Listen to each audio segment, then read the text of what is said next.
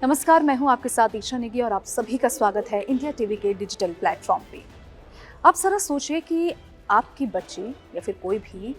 बच्ची 11 साल की वो बच्ची अपने दोस्त के बर्थडे के लिए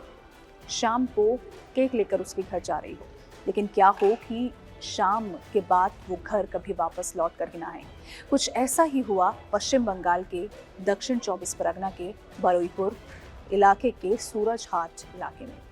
अब ऐसे में ये पूरी घटना कैसे घटी और उस 11 साल की बच्ची के साथ क्या हुआ और उस दरिंदे के साथ क्या हुआ जिसने उस 11 साल की बच्ची को पहले उसका अपहरण किया और फिर उसके साथ बर्बरता की और फिर उसकी हत्या कर दी।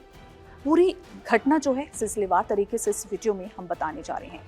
तो सबसे पहली बात जो अभी सामने आई है, जिसके बाद पूरा देश जो है वो काफ़ी ज़्यादा सहम गया। शनिवार की रात जब वो बच्ची गायब हुई तो रविवार के दोपहर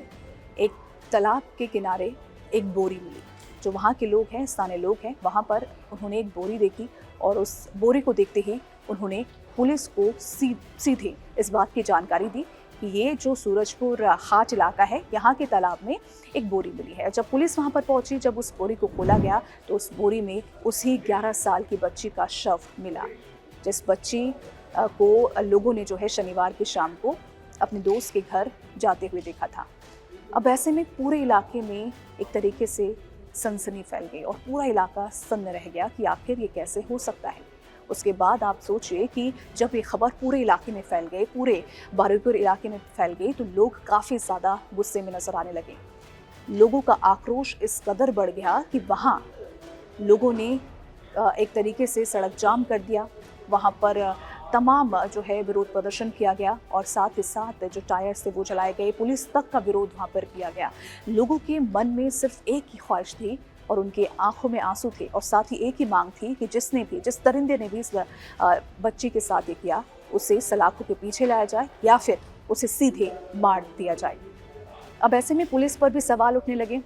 आप ये सोचिए कि वहाँ उस इलाके के जो लोग थे, उनका गुस्सा इस कदर तक बढ़ गया कि जब पुलिस इस पूरे मामले की इन्वेस्टिगेशन करने के लिए उस इलाके में पहुंची, यानी कि सूरजपुर हाट इलाके में पहुंची, तो वहाँ उन्होंने पुलिस का भी विरोध करना शुरू कर दिया। और जो भीड़ थी, उस भीड़ ने एक शख्स को वहाँ पर शक के आधार पर ही उसकी पीट कर हत्या कर दी। तो ये मामला काफ़ी ज़्यादा संवेदनशील हो गया था और तमाम जो सवाल थे वो पुलिस पर भी खड़े हो रहे थे, पश्चिम बंगाल की पुलिस पर, और साथ ही जो शुभेंदु अधिकारी सरकार है उस पर भी जो है सवाल खड़े होने शुरू हो गए थे। अब ऐसे में जब मामला काफ़ी ज़्यादा संवेदनशील हुआ, तब जाकर के शुभेंदु अधिकारी सरकार ने, यानी कि शुभेंदु अधिकारी ने खुद उस पीड़िता के परिवार वालों से जो है मुलाकात की, उन्हें ढांढस बंधाया और साथ ही आश्वासन दिया कि जिस दरिंदे ने भी ये जो है काम किया है,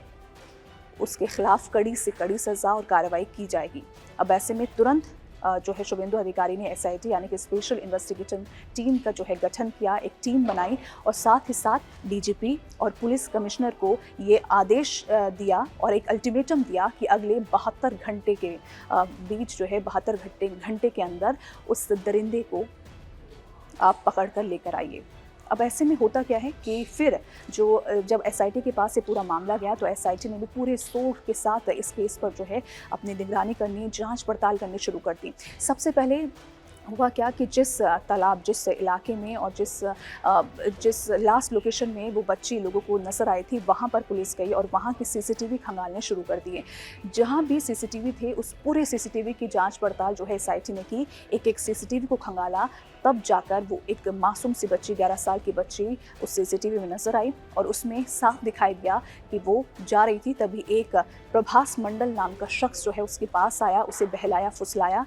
और उसको अपने बातों में उलझाकर वो अपने साथ ले गया। अब ऐसे में लोगों को, पुलिस को ये पता तो चल गया था कि यही शख्स है जिसने इसके साथ ये बर्बरता की है। 11 साल की बच्ची को पहले उसके साथ बर्बरता की और फिर उसे मौत के घाट उतार दिया ताकि किसी को भी ये बात पता ना चल सके। अब ऐसे में पुलिस को उस शख्स का पता लगाना बेहद ज़रूरी हो गया था। पुलिस ने मुखबिर को इसकी जानकारी दी और तमाम लोगों को जो है एक तरीके से दिखाई, उसके पोस्टर दिखाई, उसके फ़ोटो जो उसकी थी वो जो है उसकी जांच पड़ताल करनी शुरू कर दी। तब जाकर पता चला कि वो कोई और नहीं बल्कि प्रभास मंडल है। उस शख्स ने इस लड़की के साथ ये सब कुछ किया है। पूरा जाल बिछाकर पुलिस ने उसे पकड़ने की कोशिश की और पुलिस ने उसे पकड़ भी लिया। और हुआ क्या, आप सभी को बता दें कि प्रभास मंडल ने पहले जो है जो कुछ भी उसने किया ये स्वीकार करने से साफ इनकार कर दिया। उसने कहा कि मैंने कुछ भी नहीं किया। लेकिन फिर जब कड़ी से इसकी जो है पूछताछ की गई, एसआईटी ने जब पूरी पूछताछ की, तब जाकर जो है उसने अपना मुंह खोला और क्या कुछ कहा उसने और क्या कुछ अपना जुर्म कबूला, ये पूरी डिटेल हम आपको बताएंगे। और उसके बाद उसके साथ जो क्या हुआ, यानी कि सीधा एनकाउंटर उसका हुआ, किस तरीके से हुआ ये भी हम आपको बताएंगे। और आरोपी का एनकाउंटर दरअसल हुआ क्या कि जब प्रभास मंडल ने अपना जो जुर्म था वो स्वीकार किया, तो पुलिस ने अदालत में जो है वो उस मामले को बिना किसी शक के आधार पर वो साबित करना था। अब पुलिस का कहती है कि जब भी कुछ ऐसा केस सामने आता है तो उसका जो है सीन रिक्रिएट करती है। अब ऐसे में 7 और 8 के दरमियानी रात को पुलिस जो है उसे 12:45 पर अपने साथ लेकर गई, वहीं लेकर गई जहां पर ये पूरी घटना घटी, यानी कि सूरजपुर हाट इलाके के पास, जहां पर तालाब में उस बच्ची का जो है शव मिला था बोरी के अंदर। वहां पुलिस लेके गई और जब 12:45 पर पुलिस ने अपनी वैन से उसे बाहर निकाला, पूरा सीन रिक्रिएट करने की कोशिश की गई और उससे पूछना चाहा कि आखिर उस रात हुआ क्या था, किस किस तरीके से उस बच्चे ने उस बच्ची को इस दरिंदे ने पकड़ा था और किस तरीके से उसे बहलाया फुसलाया। लेकिन हुआ क्या कि अचानक जैसे ही उसने वैन से बाहर एंट्री जो है मारी, वैसे ही उसने पुलिस की जो पॉकेट में गन रखी हुई थी, पुलिस की गन को जो है उसने छीन लिया और उन्हीं पर जो है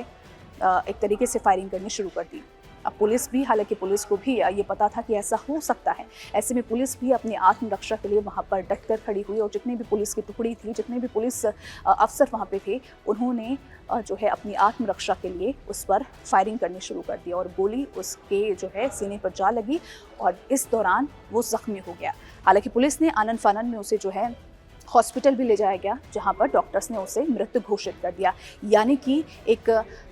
तरीके से ये अंतिम फैसला उस आरोपी का हो चुका था। अब ऐसे में पूरा केस हमने आपको बताया कि किस तरीके से उस दरिंदे ने उस बच्ची को पहले फुसलाया, बहलाया। हालांकि प्रभास मंडल ने ये भी स्वीकार किया था कि हमने उसका अपहरण बनाने का प्लान एक तरीके से बनाया था, क्योंकि उसके साथ जो भी साथी थे, हालांकि मुख्य आरोपी यहाँ पे प्रभास मंडल ही था जिसका एनकाउंटर कर दिया गया। लेकिन यहाँ पे सबसे बड़ी बात है कि प्रभास मंडल ने ये भी स्वीकार किया कि हमने उस बच्ची का अपहरण बनाने का प्लान बनाया था और साथ ही साथ जो उस बच्ची के परिवार वाले हैं उससे 50,000 रुपये वसूलने की जो है प्लानिंग थी। लेकिन नशे में धुत प्रभास मंडल ने उसके साथ उस रात दरिंदगी की और उसके बाद उस 11 साल की मासूम बच्ची को मौत के घाट उतारा और उस बोरी में बांधकर उसको तालाब में फेंक दिया। अब ऐसे में हालांकि आप सभी को पता है कि जब ये पूरी घटना जब सामने आई तो पूरा इलाका काफ़ी ज़्यादा गुस्से में था, काफ़ी ज़्यादा आक्रोश में था और लोग जो थे वो सीधे सीधे पुलिस प्रशासन पर सवाल खड़े कर रहे थे और साथ ही साथ शुभेंदु अधिकारी सरकार पर भी सवाल खड़े कर रहे थे। हालांकि इस पूरे मामले को काफ़ी ज़्यादा सीरियस लेते हुए, संवेदनशील